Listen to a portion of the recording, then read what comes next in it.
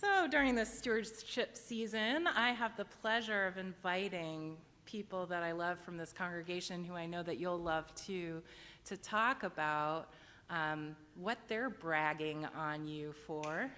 And this week, we have the distinct pleasure of hearing from my beloved friend, Dave Rausch, who's going to come up now. Dave has been here for as long as I've been here and longer. In fact, he served on my search committee when his children were tiny, and now they're big. And I love him and the Rausch family, and I'm so glad to welcome him.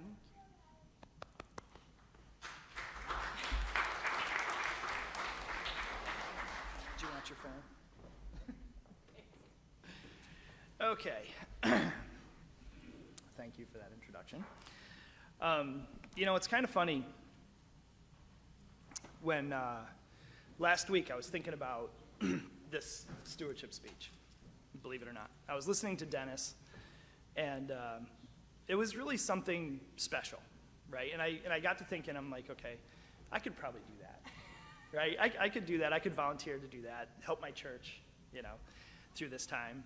And I put this up there with a level of difficulty because of who you are and what you've meant to me and my family. I put this up there with a level of difficulty that I will endure when I have to give my father's eulogy. Oh. This is hard.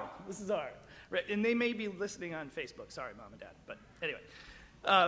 But regardless, I was thinking about this. I wanted to do this.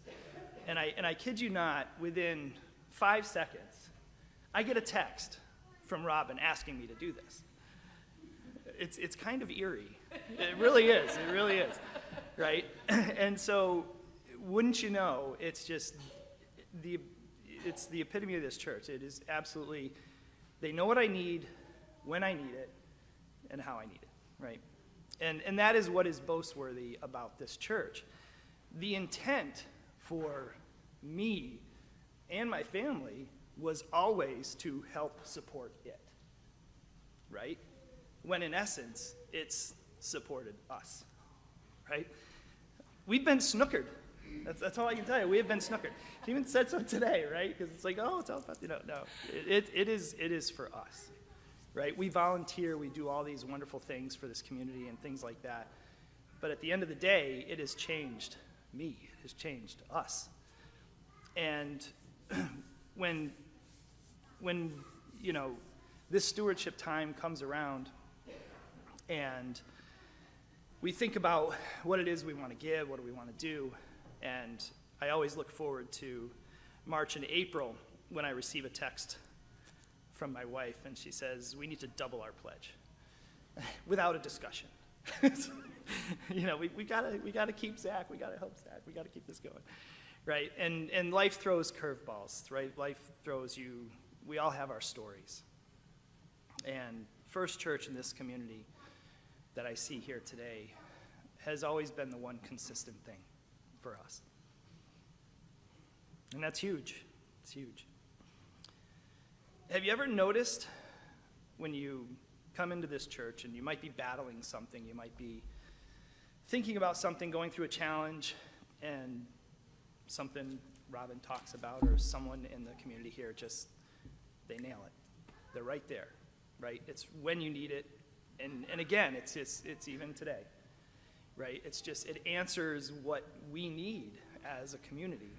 And in our, like I said, our intent was always to support the community. But really, it's for us, and it's eerie. I've always used this church as a reset for me, a reset button. Not the easy button. Nothing's ever easy. We do hard things.